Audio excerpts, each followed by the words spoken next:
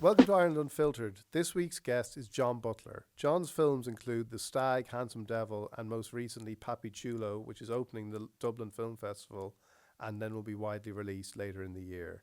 It really was a fascinating and inspiring conversation. But before we get to it, I'm also joined by a fascinating and inspiring man, Thank you so Patrick much, Hawley, Dion. Thank you producer so of much. Ireland Unfiltered. But just, you're not as fascinating as and inspiring as John. No, but So if I got some of the way, I'd be quite happy. Just do what you're here to do. Yeah, and actually, and I better mention as well for people who may not know John's name, they will probably, and if they don't, if they'll know his films, but also Your Bad Self, one of the best sitcoms, or no, not a sitcom, best sketch show on RT in recent years. So I think it's huge kudos for him for that. So the reason I'm popping up here is because I've got details of a great competition, Dion. Great. Okay, Tell us about for our loyal listeners of Ireland Unfiltered. It's thanks to our show sponsor, Carlsberg Unfiltered. Now, Carlsberg Unfiltered is a new cloudy Pilsner, okay? And it's described like Ireland Unfiltered, actually. It's a lager that's stripped back. It's less processed with no filter for a more natural taste. How about that? Very good. Yeah, okay, good. So the show sponsor, Carlsberg Unfiltered, have given us a great prize. 2 tickets to see all of the Live at the Ivy Gardens gigs this summer. Okay, so that's all the gigs. That's 10 gigs. Good prize. Very eclectic lineup. Sophie Spexter, Villagers, The Academic, Damo Dempsey, Burt Bacharach, Aslan. A few more in there as well. So wonderful mix. And so one person is going to get tickets for all those gigs. All of the summers. Yeah, Incredible all of the prize. summer gigs. Yeah. How are they going to win? They don't just know. have to tune in. Okay. For the rest of this episode, watch all of John Butler, and at the end, I'm going to pop back up here. I'm going to give the details of how to win. Thanks, Patrick. And now here's that interview with John. John Butler, welcome to Ireland Unfiltered. Thanks for having me. It's great to have you here. Your new film, Papi Chulo, opens the Dublin Film Festival this week. Yeah. Tell us about that film. That's a buddy movie set in Los Angeles about a lonely weatherman who has a very public on-air meltdown in the opening scene of the film and is given gardening leave from work to try and get himself back together. And he decides to do some home repairs and hires a portly, middle-aged Latino migrant worker outside a hardware store to help him paint his deck. And the two men start to hang out together, and despite a very clear kind of language barrier between them and nothing else in common, they develop this weird kind of odd couple friendship, and it takes place all around LA. The two guys just relating to each other. It's the first film you've shot outside Ireland. Yeah, and was that a different process for you?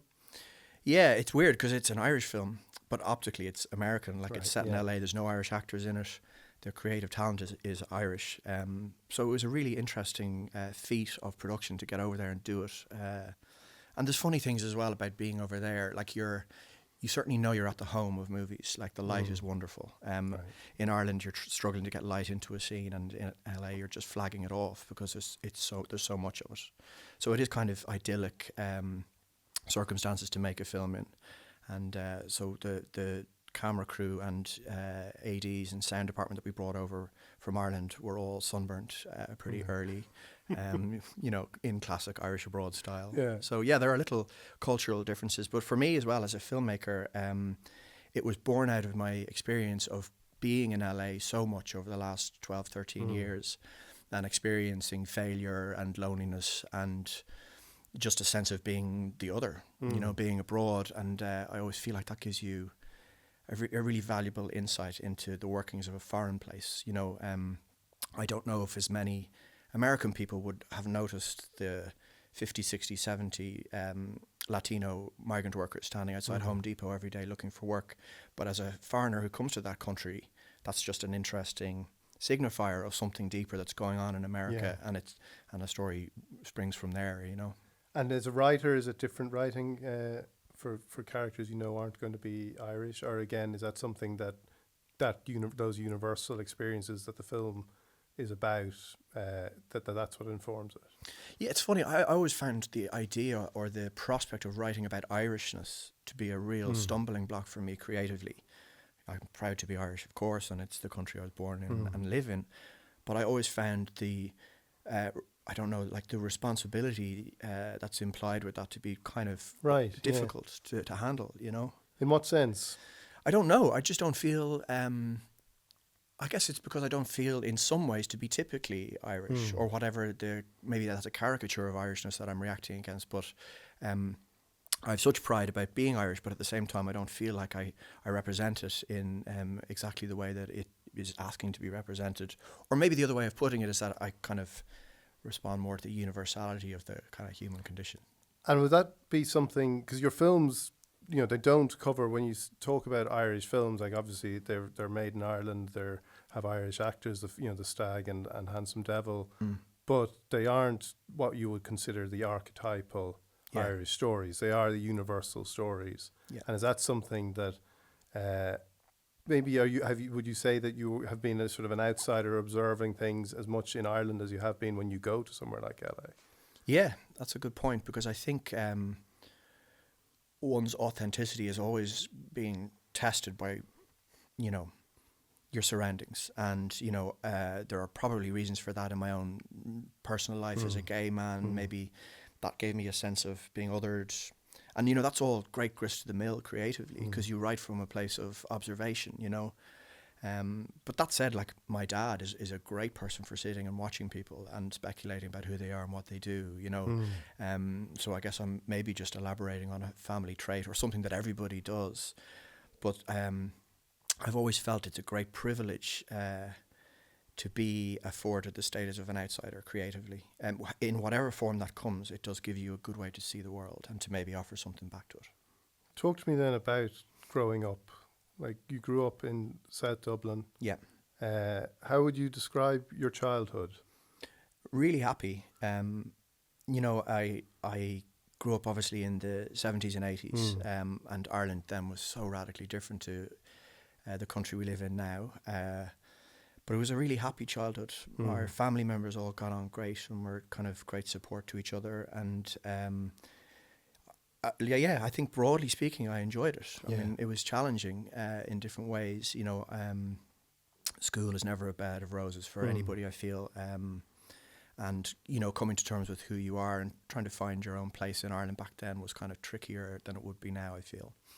And where, you know, we should, like, I went to school with you. I know you. We hung out together in school, and we went to a big school that was a rugby playing school. Yeah. Which was the premise for Handsome Devil. Yeah. Which, if anyone hasn't seen, they should see, because it's a fantastic, wonderful, warm film. Thank you.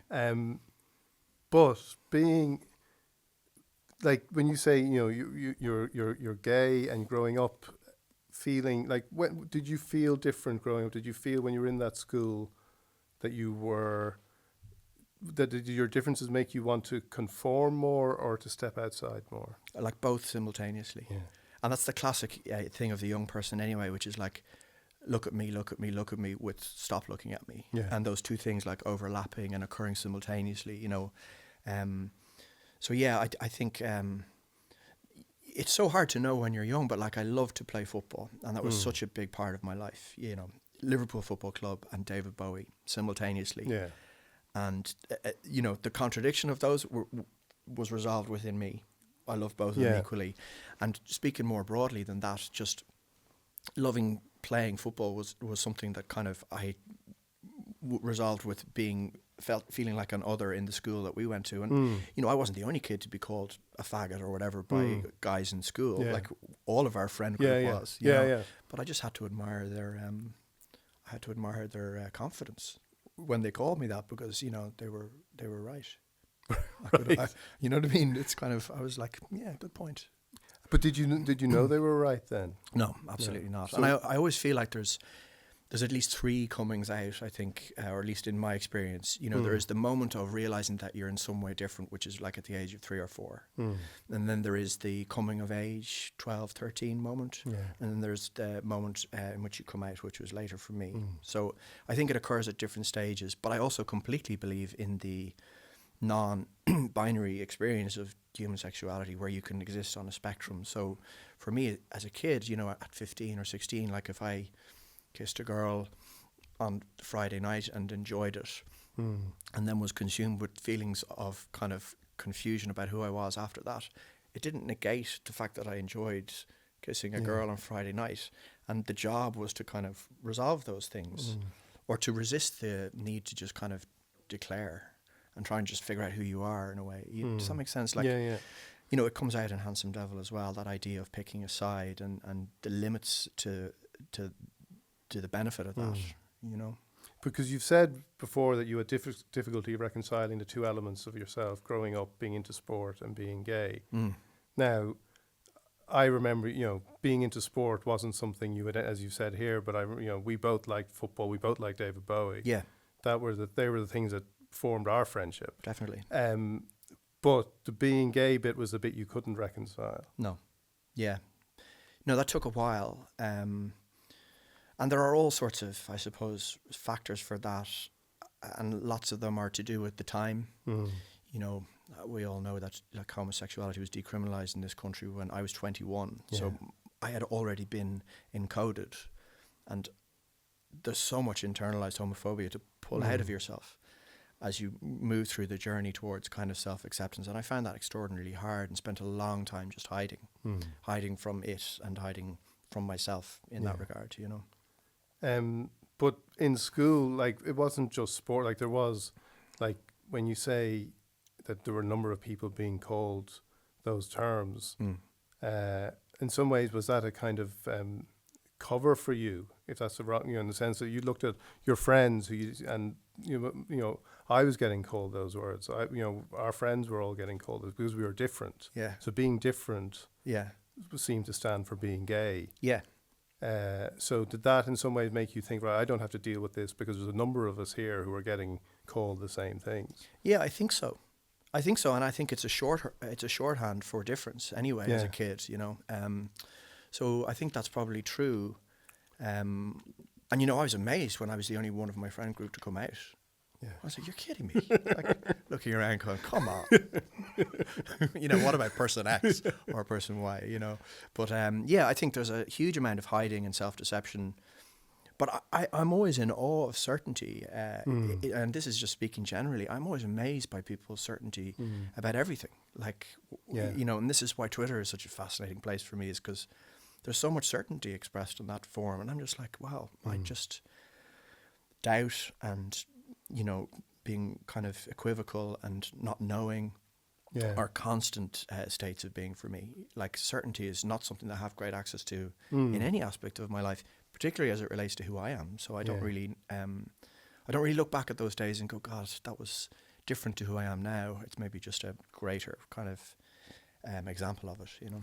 But when I've listened to you talk about this, and when I've talked to you a bit about this, it makes sense now because we're here, and you know, you've come out, and it kind of everything reconciles itself. But that's not how it is when you're going through it through, you know. And I don't want to put a time frame on it, but those years when you have, and I get what you're saying about doubt, and that is true about, you know, nuance is a thing that we're kind of missing these days. But when there's a central fact of your existence that you're kind of wrestling with or trying to kind of, were you trying to avoid it? Yeah. I mean, the question is, how central do you want to let it be? Yeah. Like, in retrospect, and there's such clarity afforded by kind of looking back, but in retrospect, you accept and you come to understand that it is everything, that it's such a fundamental part of your identity. But you can choose to marginalize that side of you. Yeah. You can choose to make it less than the whole thing that I now know it to be. You know, my being gay is everything in terms of who I am. And I'm so proud to be able to say that. But there are ways, and they're not healthy or good, to deny that and to push it into a corner where other things seem greater than. So, you know, like what? Platonic friendship, family, career, what you do in terms of your recreations, like drinking, you know, nightlife, all the things, all the ways that there are to hide. You know, you can magnify the importance of all those things, particularly in your teens and 20s, because you do kind of roam in packs, and there are great distractions, and there is a lot of kind of self-abuse, if you want to call it that, or hedonism. Yeah. So there's lots of ways to hide, and it's a question of wanting to, deciding that you want to know who you are, versus very actively not wanting. And was that, you were very actively not wanting, would you say? Or what would you say it was? Yeah, I think so. I mean, I had a long period of celibacy before coming out because I just was like, I don't know what this is, or I do know what it is and I don't want to examine it. You know, so I think it was actively not wanting, you know, and I think it was just like, it's too confusing. And the confusion to me was like, I've built this person through my young life, through my teens, and growing up in a very normative middle class, conservative, if you want to say, environment in Dublin. The act of unpicking all that stuff, all that uncoding was just too great. And it was just like, I don't know who I am if I don't have those things in me as well. So you kind of just go, I'm out, like I'll just park it. And maybe I will wake up 2, 4, 5 years from now and it will have resolved itself for me. But of course, it doesn't happen passively, you know, it doesn't happen to you. It's something that you have to pursue kind of aggressively. You know? And were you somebody who, when you were younger, you looked for people to kind of admire or kind of latch on to that you could become or, like, you know, aspire to be? Yeah, like I remember, you know, I was a decent enough football player, but I can remember really young kind of going, well, that's not going to happen for me. Right. Yeah. And you know, that's not an admirable way to see yourself or the world, but definitely the lack of a role model in terms of like the dressing room culture and so on in football. I was just like, I'm not going to make a play for that. Yeah. You know, I'm not saying that's the only thing that stopped me representing my country. Well, you know, if you want to say it now, nobody can dispute it. Do we have a highlight reel of my touches? I can vouch for you. You were a very good footballer. Thank you very much. But I think you just, you know, that's a weird thing for a kid of 13 to go, to just go, that's not going to happen, you know. Because you felt there was nobody like that, you couldn't see anybody like you. No, and this would have, like I would say, dogged me even when I was moving towards coming out. It was like, I don't see, and this is internalized homophobia like 101. I don't see any role model for myself in the gay community, which is absolutely, you know, has been proven and shown to me is completely wrong. But the kind of classic marker of internalized homophobia is kind of going, you know, I'm not femme, you know, I'm not kind of a Twinkie gay, so that's it. You know, and neither am I like a Muscle Mary or, you know, whatever the subcultural elements are in the gay community, the ones that are most apparent, you kind of go, your revulsion will make you kind of step away from it. And that's terrible because you have to just accept that it's a entire spectrum of experience. And the gay friends that I know now and who are a big part of my life are people who come from all over it, you know. So, yeah, I mean, the work in that regard doesn't really ever end, but yeah. But when did it, like you said, you had the period of celibacy, like, did you feel like that there was going to be a resolution at that point, or did you still think I can deny what's going on or what I feel? Because as you said, like, were you worried about the stuff you would have to unpack, about talking to your family, about telling your friends? Yeah. So that stuff worried you? Absolutely. And I ran from it in terms of like moving to different places and, you know, all the ways that you do. No, that stuff consumed me, of course, and it was something that was, I mean, I knew it was not going to work out. Right.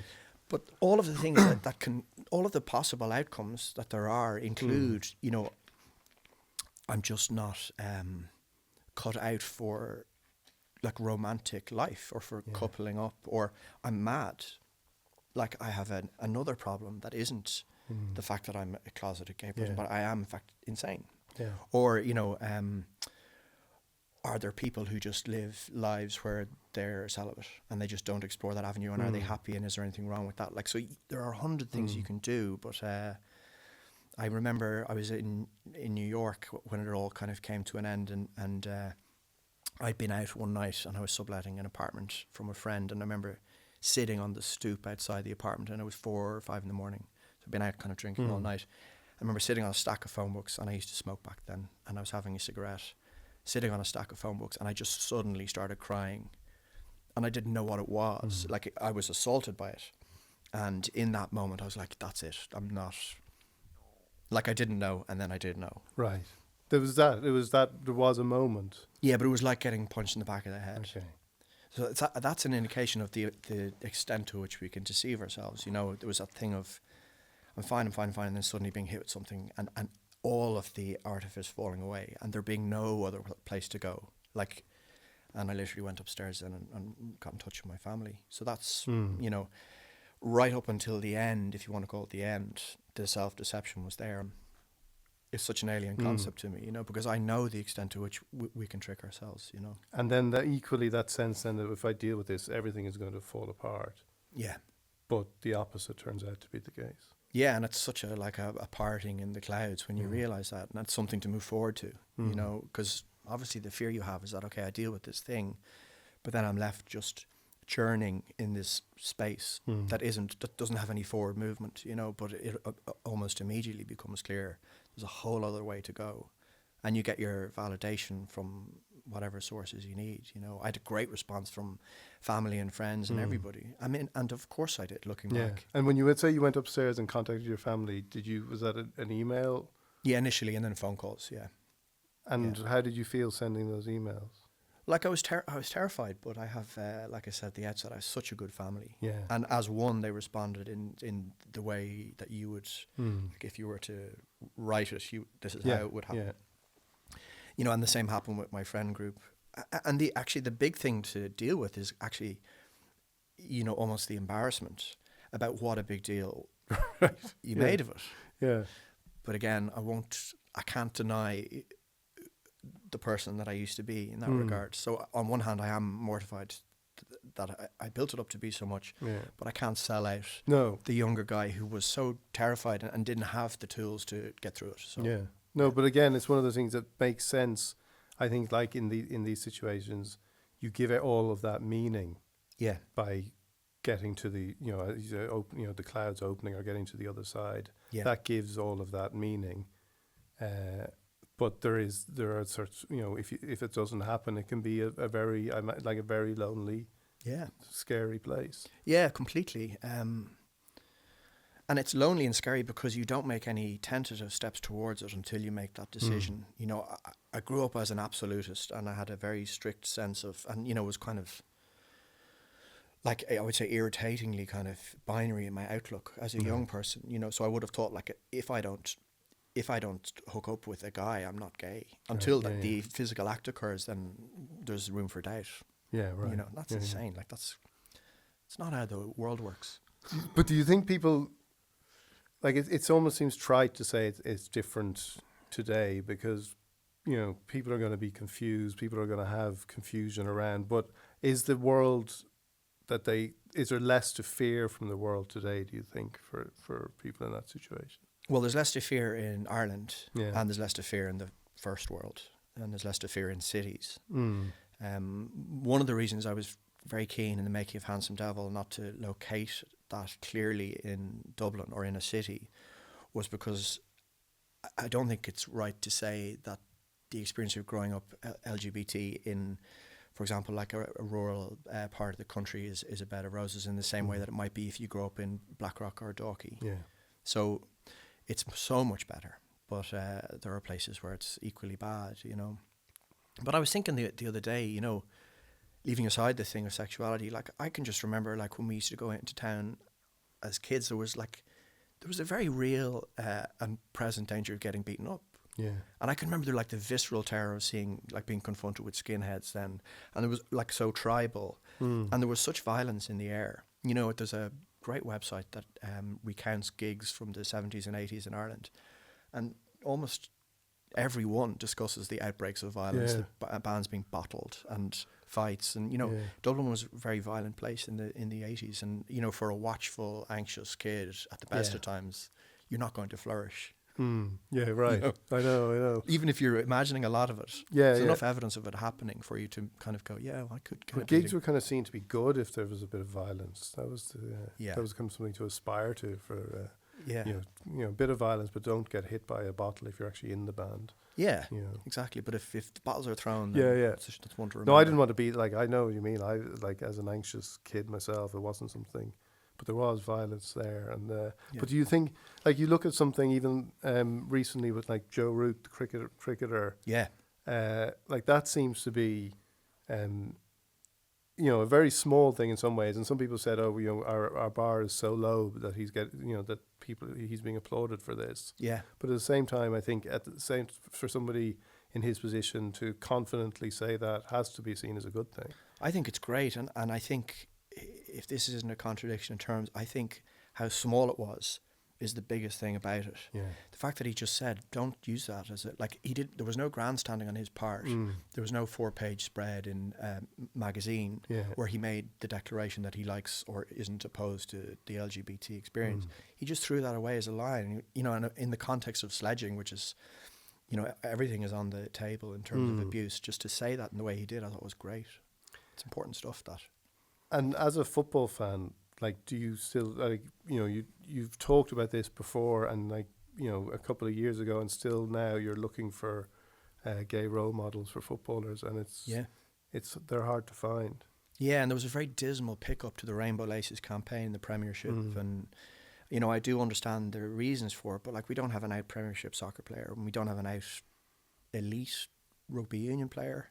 That is disproportionate, and that has to suggest that there's still endemic problems within the game and just within masculinity in general, you know. So I think it's hugely problematic. You know, Robbie Rogers and Thomas Hitzelberger and people like that came out, and that's great. But until there's an out Premiership player who's playing week in, week out at the top level, then you have to kind of think that there's a problem there. What do you think the problem is? Because those people have come out and it's been, you know, they've got the response you would hope they'd get. So why is there nobody coming out at a higher level? Because I think they will be faced with serious abuse from the terraces under the kind of bracket of banter, and I think also their teammates. There's enough evidence to suggest that it would be a problem for teammates to deal with that. That Rainbow Laces campaign was so poorly picked up. Like, the request was for these players to wear a pair of laces on one Saturday to support the LGBT community, and it was like, I don't know the numbers, but it was extremely pitiful. Yeah. And every person on that day who wasn't wearing rainbow laces was making a very bold statement. And I won't say what that is exactly, but it was a what would you say? It was like an aggressive statement, I thought. And it seems to me, I often wonder about that. Like, is there, maybe it's got worse. Maybe in the last couple of years, there's actually more evidence that they would get the abuse. I used to think that the reception would be positive. I thought that people maybe didn't have enough faith in football crowds to kind of distinguish between the ordinary abuse, and homophobic abuse. But maybe these days, maybe it is actually less likely when you see the kind of, you know, what happens to, you know, Raheem Sterling and players like that. So maybe the climate has actually got worse because we are kind of going into, we say it's a better place for, for people to come out and to be gay in Ireland these days, but in the world, it's becoming a more polarised place as well. Yeah, that's probably very true. Like, the pendulum is swinging to a place that's kind of scary to look at. It might be worth saying though as well that like maybe the players are imagining a more extreme response, and you know, in the way that I did about my own experience, because when you're in the middle of it, your only view is subjective. So maybe they are imagining that it will be worse. But and also, it's very hard to be. You know, like you can't criticize anybody for thinking I don't want to be out on my own. Yeah. In that lonely, like, even for you and for many people, this is the statement that means you're not alone anymore, and that you're. Yeah. But for somebody in their position, they may think it's the opposite. I think so, but I'm a middle class guy who lives in a metropolitan area and works in the arts. Yeah. And I had trouble coming out. So I mean, respect where it's due, you know. But if it does happen, it will be an amazing affirmative thing, you know. I mean, I have such respect for Gareth Thomas and for people who did it at the or near the apex of their careers when the risk was at its greatest. You know, it's an incredibly brave thing to do. But rugby's different, actually, to soccer in a weird way. It seems like it comes from a different place. Talk to me then about creatively, you know, before, like you were working, you went to work in San Francisco after college, and like you describe yourself as a filmmaker now. What would you have described yourself in your as in your 20s and 30s, or your early 30s? Hedonistic idiot. Okay. Occupation. By trade. Well, I went to San Francisco immediately after college. I got a green card, and I was working for a TV company for a year as a runner, building furniture and delivering post and various things like that, and then managed to make a few stories that went on air and took it from there. But no, it was always in my 20s and 30s. I worked in TV in different capacities, making promos and short films but no, I don't think I had the definition. I wouldn't have applied the definition of filmmaker to me then. And I was trying to be a writer. And that was always the writer part of me. Like I would describe myself as a writer, director, but the writer part of me is very strong and very evident. And I think that's, I was trying to do that in my 20s. I was trying to, I knew there was something that I wanted to articulate, and, it's pretty apparent in retrospect what that was, at least in part, but I didn't have the voice, but I was trying to find that. So documentaries and commercials and short films and writing an odd piece for the paper was kind of, it's a very kind of, you're in the ballpark, roughly speaking, creatively, but you're not in exactly the right place. But was the fact that, were you assuming sort of other, because of the fact that you were still struggling with who you were, was that affecting how you were working and how you were being creatively? Oh, completely. I spent my 20s starting and trying to write so many things, like be it TV ideas or film ideas, that were based on a person who wanted to disappear. Right. And in retrospect, come on, John, get there. But and once I figured out who I was and what I wanted to say, I became obsessed with the truth. Right. Not facts, but the truth, like emotional truth. And or I guess maybe not obsessed, but no longer afraid of trying to drive towards that as a goal. Whether it's ever achieved or not is another thing. Would that be the exact opposite of how you'd have been, not being afraid of it, as opposed to being terrified of it? Yeah, and it's like an equal and opposite thing once it happens. It consumes you in the sense of, like, I don't have anything. If I can own myself and my own story, then out I go into the world. And almost immediately the work that I was doing was rewarded. Things started to happen for me creatively, and that was, I think that was because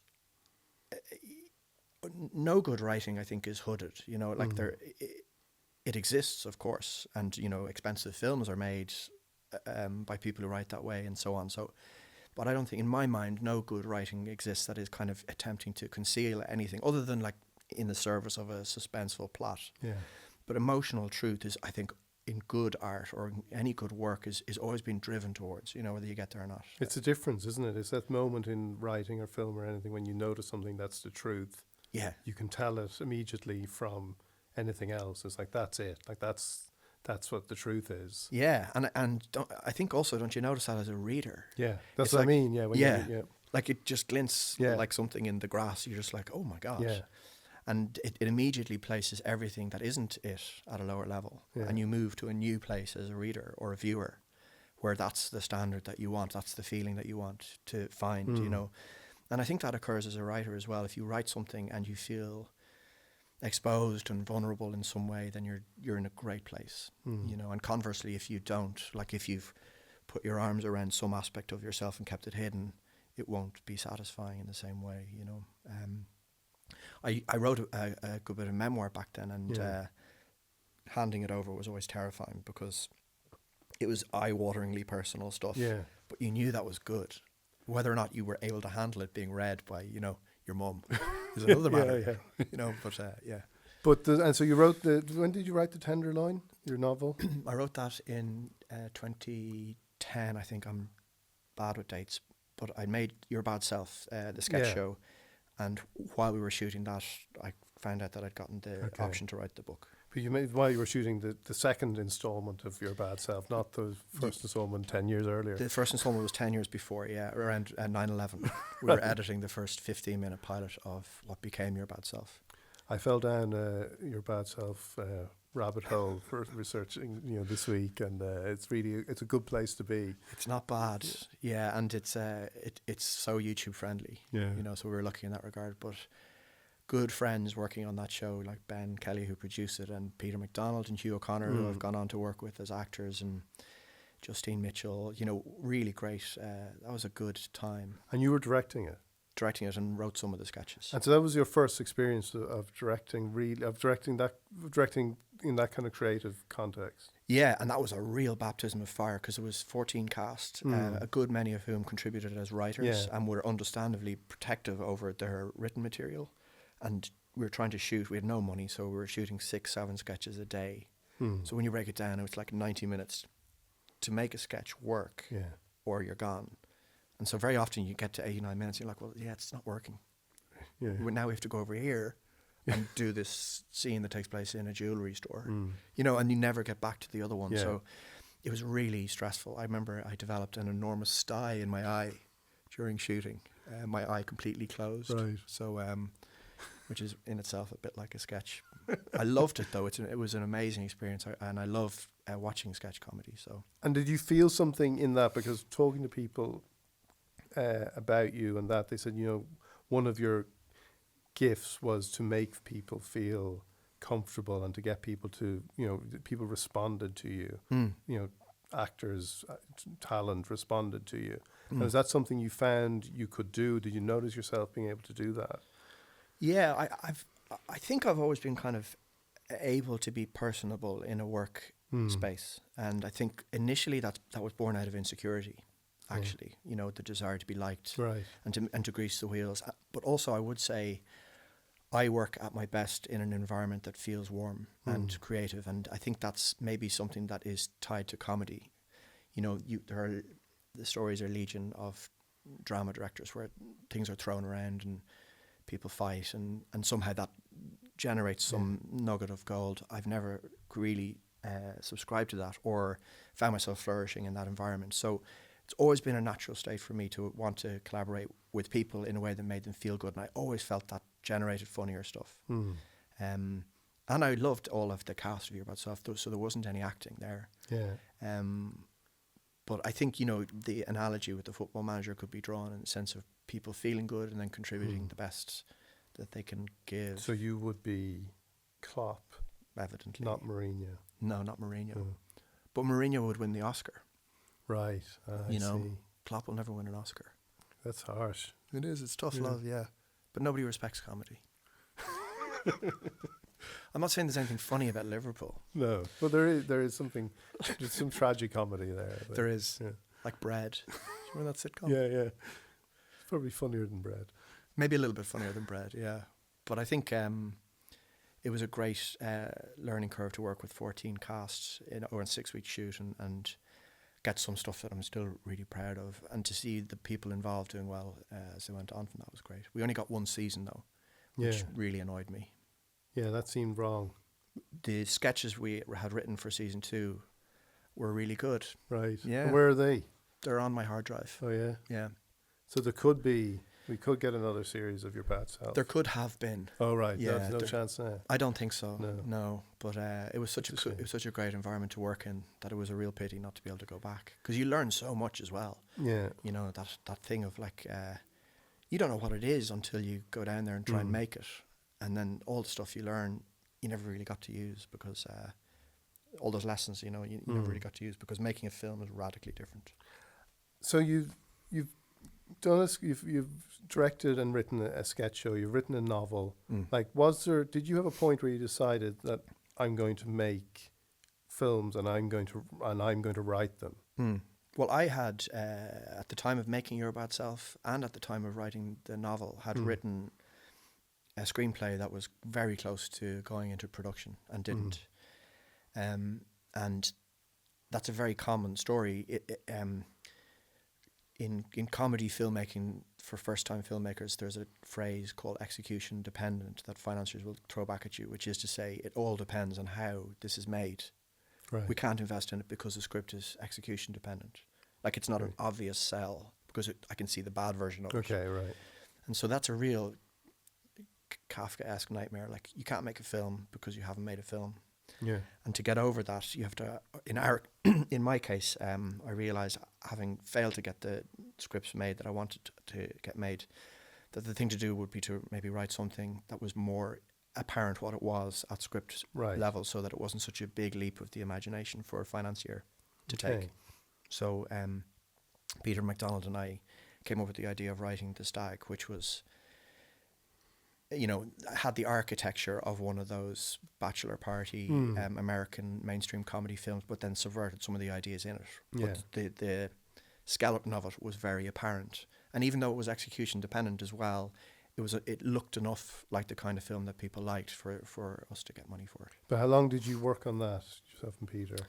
That wasn't long, because we wrote an outline. We spent a lot of time on an outline, maybe 2 months or so, and then we wrote the script in another 6 weeks, I would say. And then that would have been in March and April of that year. And then we sent it to Treasure Entertainment, and they managed to get the film board to come on board, and we were filming it that October, November. Right. So actually, as filmmaking goes, it's a very quick turnaround from script to screen, And was there a doubt or self-doubt when you were going to direct that film, that like you thought this is another step up? Yeah, it was terrifying. In fact, I was saying to someone the other day that I remember the first day, the first scene was like an 8-page fight scene between Andrew Scott and Hugh O'Connor's character, where everyone was naked, and it was in the woods in November. And myself and the cameraman were on adjacent ladders, leaned up against the bough of a tree, maybe 30 feet off the ground, shooting the kind of top shot that you'd only use at the beginning and the end of the scene.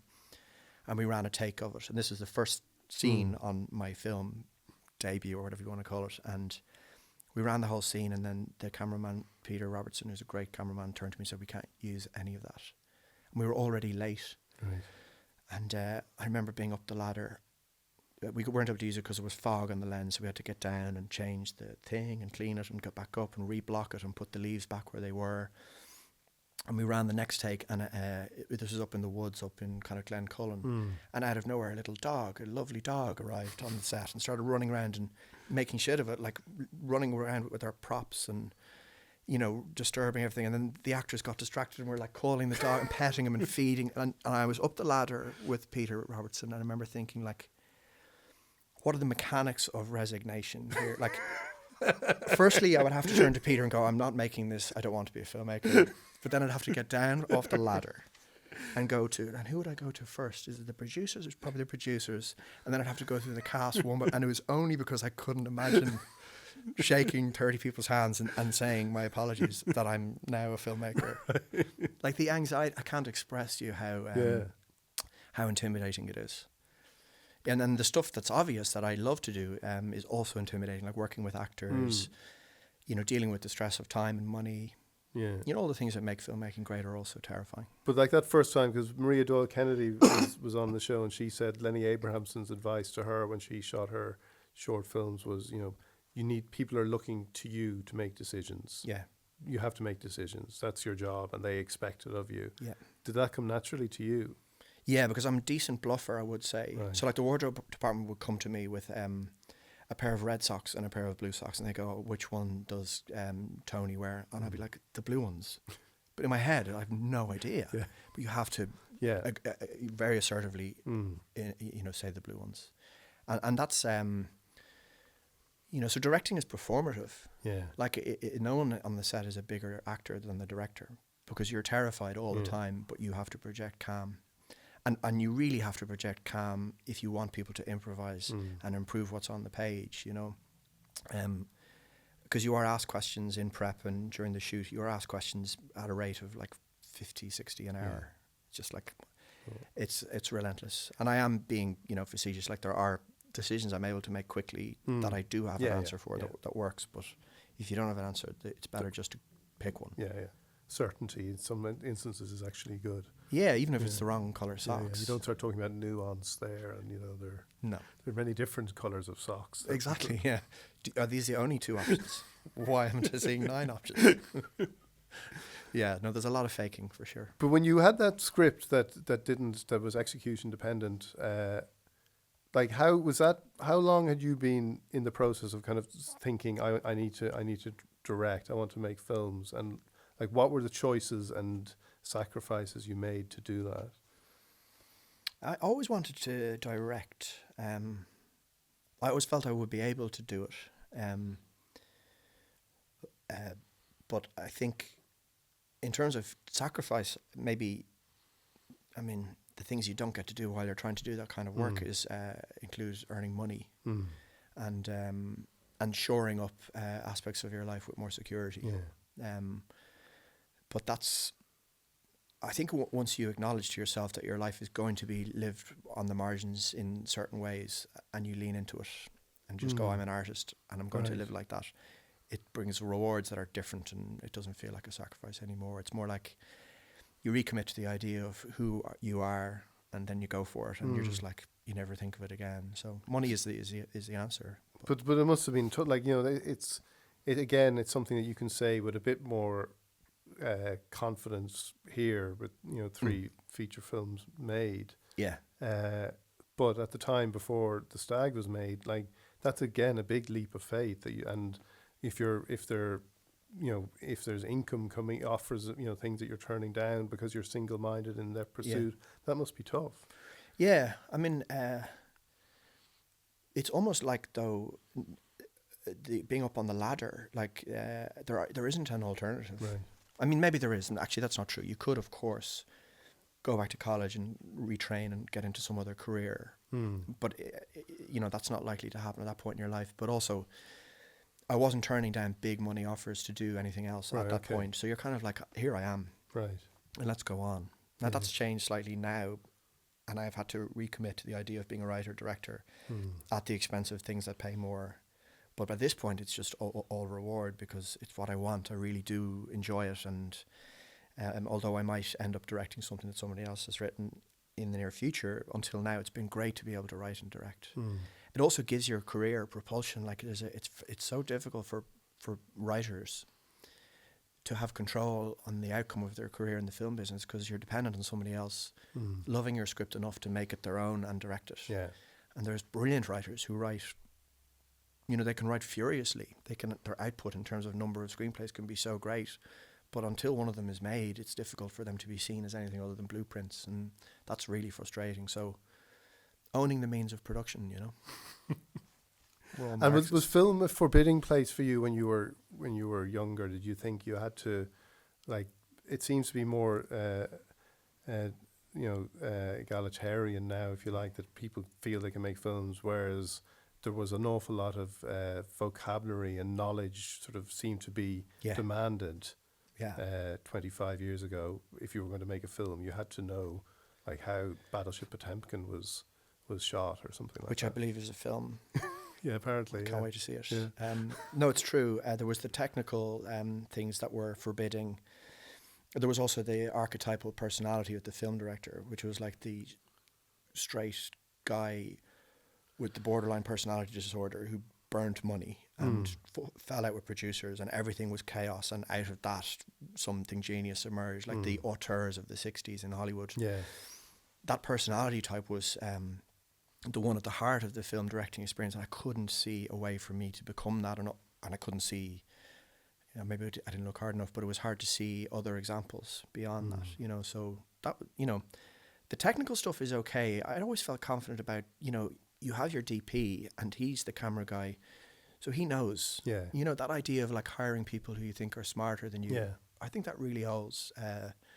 Like when I was making The Stag, I'm ashamed in retrospect to think of how little I knew about lenses and certain things, but I was always able to justify it in terms of he needs to know that.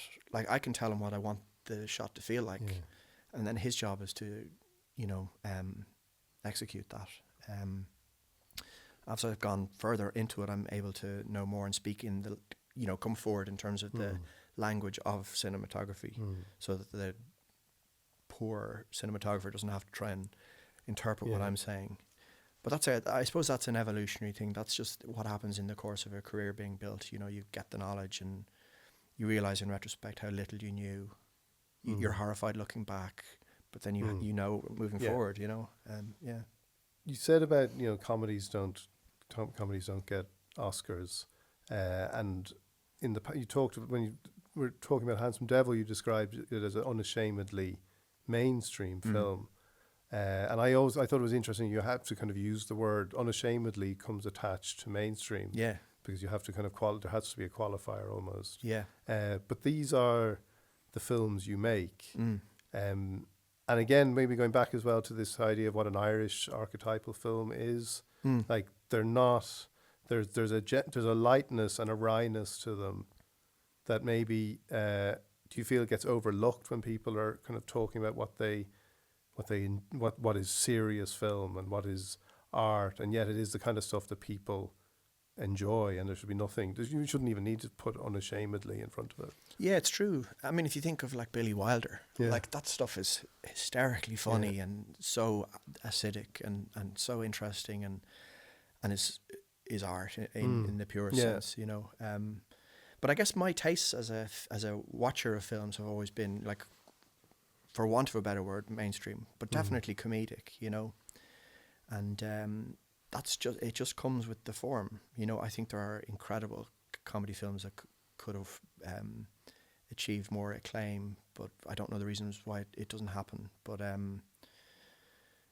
it happens. But it's weird. The award thing is a weird thing to wade into anyway, you know, because getting to make a film is such an incredible reward in itself. The only ambition I had after The Stag was to get to do a second one, because the rate of attrition from film number 1 to film number 2 is, I can't remember the stat, but it's over 50% of filmmakers don't get to make the second, and I think it's probably 30 or 40% don't get to make the third. So that's all the validation that's required, I think. And what's next then? I've written a Christmas film set in Ireland, which I would love to make, but it'll take time. I'm developing a TV show with Treasure Entertainment, which would hopefully happen in the not too distant future as well. And I'm also kind of developing 1 or 2 other things, but I'm in that moment now where the film Papi Chulo is released in America and over here in around May. And until that happens, it's a really weird limbo where you know that you have this film and it's going to come out and people are going to see it, but the world hasn't seen it. So it's a nice moment to be able to just wander around and think of things, because as soon as the film comes out, then you're off onto whatever the next thing might be. But like, you grew up, like, you would have grown up in a like religious enough kind of upbringing, like you went to a Catholic school, mass every Sunday. Yeah, until the age of 10. 10, right? You stopped then, did you? Well, I would go to the park and smoke. Yeah, I didn't go, and then I think by 12 it was like, I don't believe in. Right. Yeah. But my family went to mass. Yeah. My parents still go to mass. Yeah. But like, do you feel like, do you have a kind of, not a fondness for it, but do you have an understanding and a sympathy for faith and things and that aspect of people's lives? Yeah, I do actually. I do. I don't. People get such comfort from it. Yeah. And I'm not an absolutist in terms of what I know or don't know about where we go.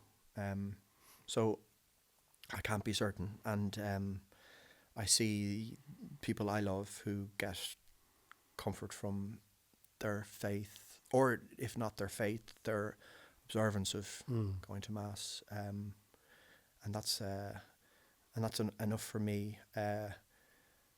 It's such a... It takes going to another country for you to realise how much of the orthodoxy you've taken on in your upbringing, and in the course of unpicking that, it really makes you think. You know, I go to my folks for dinner once or twice a week, and it always ends with the same spirited conversation. My dad I would say, has more attachment to the church than my mum, and it's always a very funny but very spirited debate about the failings of the church. My whole point of view is always like, you know, if you're trying to tell me that you don't care about it, why are we talking about it? You know, and it goes over and over again. And we started to get great joy out of the fact that the conversation is the same every week. It's a real comfort just to be saying the same things over and over again. So, but yeah, one thing that made me proudest over the last, I don't know how many years, is my mum and dad going into their church in the run up to marriage equality, and being accosted by a kind of a local person who was trying to convince people to vote against it, and their response was so vehement. I brought up 2 badges, 2 yes badges, during the marriage equality referendum, and put them on the table, and didn't ask them to wear them. It was like, there they are, but they were immediately on both of their lapels, and that's just beautiful. You know, and that can sit cheek by jowl with your religious faith, I think. So well, you would think it would be, it can be central to it. it ought to be. Yeah, if you buy into the thing of, basic compassion, But I certainly, no, I mean, I don't think the Catholic community ought to feel in any way marginalised by any of these advances,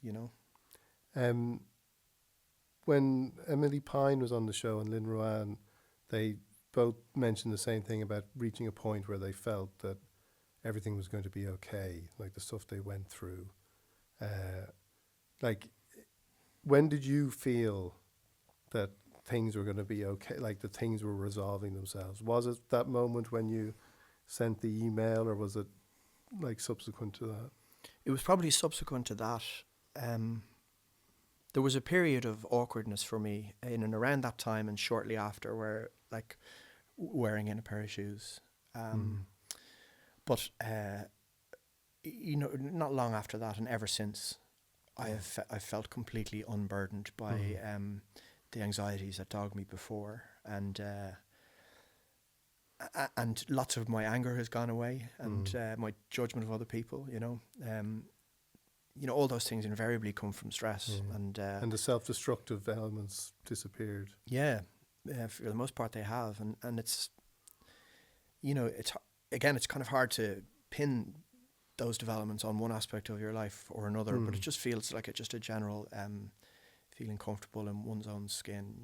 I could actually just say in the years after that and up until now that I'm happy, and I have no idea where my life is going or anything like that, but I am happy, and that's kind of, I would consider that an amazing achievement, because I would have said it I would have said it in my childhood, I would have said it in my early adulthood, but I would have known within myself that there was at least a part of that isn't true, or that it was only partly true, so I don't know, it's kind of it's such a privilege to have a clear sense of who you are, and for that to be allowed by the society you live in. It's kind of great. That's wonderful, John. Thank you. Thanks a lot. That was a fascinating interview with the wonderful John Butler, whose new film, Papi Chulo, opens the Dublin Film Festival and will then be widely released later in the year. Patrick Hawhey is still with me. Well, he wasn't here throughout the interview. I went outside. You went outside, but you're back. Yes, I watched from another room. Yeah, really enjoyed it. It's good. You're a producer. We expect you to watch. Yeah. Oh no, I watched. I watched most of it. All right. Yeah, okay. Yeah. But I'll watch the rest back. The rest of the time, you were just getting excited about this competition. Absolutely. Yes, because as I was here, I said at the very start, wonderful prize. Just a reminder: 2 tickets to see all. I repeat, all 10 gigs of the Live at the Ivy Gardens gigs this summer. So all you have to do to be in the chance of winning is log on to JOE.ie /Ireland Unfiltered. There you will find the easiest question we could think of. You answer that, you're in with a shot to win this fantastic prize. Thanks to Carlsberg Unfiltered. I hope it's an easy question. I had some of my cards the wrong way around during that show, so we don't expect you to. I need very simple questions. Anyway, that's great, Patrick. That's a fantastic prize, and just a reminder before we go to subscribe to Ireland Unfiltered on all the usual channels. Thanks. Bye.